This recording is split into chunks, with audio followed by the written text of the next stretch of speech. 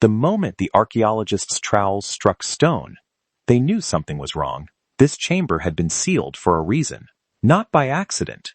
Not by the slow collapse of time. By hands that never wanted it found. They had come for pottery shards. For broken tools. For the quiet, ordinary debris of a forgotten settlement. Instead, they uncovered a corridor that led nowhere on any map. No record, no legend passed down through generations of local farmers who had walked this ground for centuries. The air inside was thick, older than the dust it carried. When the first flashlight beam cut through the darkness, it landed on something that made grown scientists step back in silence. Bones. Dozens of them, arranged and deliberately. This was not a grave. This was a message. Whoever sealed this place wanted it forgotten forever. And for a while, it worked. For centuries, nothing disturbed it. No looters. No treasure hunters. Nothing. Until now, what the team uncovered in that buried chamber would force historians to rewrite timelines, question everything they thought they understood about the people who once lived here, and confront a truth so unsettling that some members of the excavation team still refuse to reread and speak about it on record. So what exactly did they find buried in the dark? And why, after thousands of years, did it choose this exact moment to surface? To understand what was found, you have to understand where it was found. The site sat on a windswept plateau, far from any major city, in a region historians had long dismissed as culturally unremarkable, a place people passed through, never a place people stayed. For decades, the land had been surveyed, mapped, and quietly ignored. Local farmers spoke of strange depressions in the soil, of tools that bent when they struck certain patches of earth, of animals that refused to graze in one particular field. Elders called it cursed ground. Younger generations called it superstition. The research team arrived with a modest budget and modest expectations, a routine survey meant to catalog surface artifacts before a road expansion project. Nobody expected to find anything beneath the surface at all. Nobody expected the ground itself to be hiding something it had guarded for thousands of years. Then came the ground-penetrating radar scan. A shape appeared beneath the topsoil that made no sense, a structure too symmetrical to be natural, too deliberate to be coincidence, buried far deeper than any known settlement layer in the region. Excavation began carefully. Layer by layer, the team peeled back centuries. Charcoal, ash, broken vessels, deliberately smashed rather than discarded. Someone here had performed rituals. Rituals meant to seal something away, not to honor it. Every layer felt less like an archaeological dig and more like unwrapping something that had been left for dead on purpose. And then, 43 days into the dig, a lead archaeologist radioed something no one on the team was prepared to hear. There was a second chamber, hidden beneath the first, and it had never been opened. When the team finally broke through into the second chamber, the temperature dropped noticeably, a phenomenon the site geologist could not immediately explain. What they found inside would take years to fully process, and even longer to explain to the public. Some of them, months later, still described the air in that room as wrong, as though the space itself had been holding its breath. The bones were not the remains of a single burial. They belonged to at least 17 individuals, arranged in a precise circular pattern around a central stone platform. Forensic analysis revealed something the team had not anticipated. The marks on the bones suggested these individuals had not died naturally and had not died at the same time.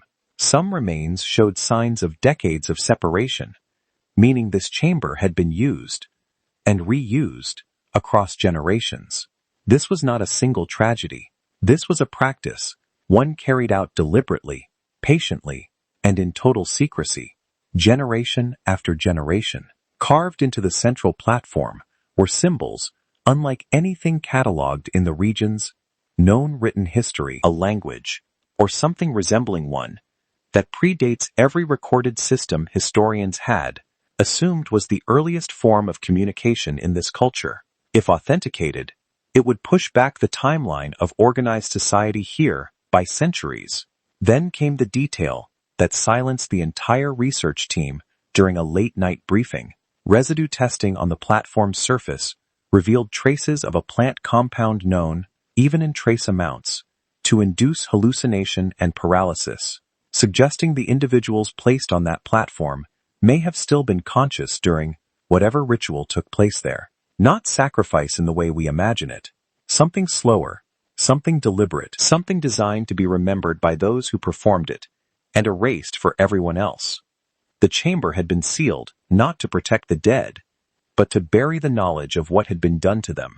News of the discovery spread before the research team had even finished their preliminary report. Within weeks, the quiet plateau became the center of an international debate, one that reached far beyond archaeology and into questions of cultural identity, historical ownership, and who gets to tell the story of the dead. Local communities, whose ancestors had passed down warnings about the cursed ground for generations, felt a complicated vindication. Their oral histories, dismissed for decades as folklore, had been closer to the truth than any academic record.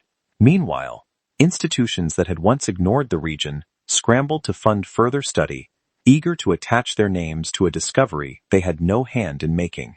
There was no dramatic courtroom reckoning, no single villain to punish, because the people responsible for what happened in that chamber had been gone for centuries. But there was a quieter justice, the kind history rarely gets to deliver. The truth, buried and denied for so long, finally reached the surface.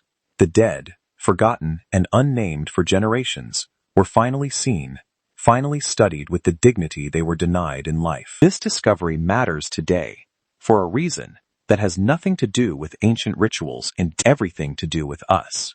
It reminds us how easily inconvenient histories get erased, how communities are dismissed until their stories are validated by outsiders with the right credentials.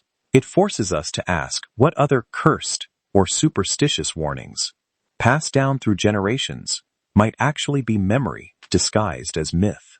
Because this wasn't the first sealed chamber ever found, and it almost certainly won't be the last. Somewhere, right now, another truth is buried, waiting for someone to stop dismissing the warning signs and start digging. Every buried chamber tells the same story in the end. Power seeks silence, and silence outlives the people who demanded it. What was hidden on that plateau wasn't just bone and stone. It was a warning, sealed away by people who understood that some truths are too dangerous to leave in the light. But truth has a strange patience. It waits. It survives beneath centuries of dust and denial, beneath generations who called it superstition, beneath every attempt to bury it deeper, and eventually, it finds its way back to the surface. That's the real lesson buried in this discovery. History isn't only written by the victors. Sometimes, it's written by the ground itself, waiting for someone willing to dig deep enough to listen. So here's the question worth sitting with tonight. What other truths are still buried beneath our feet, dismissed as legend, waiting for someone to finally believe them? Tell me what you think really happened in that chamber. And if this kind of dark history fascinates you as much as it does me, stay close. There's more buried out there, and we're only getting started.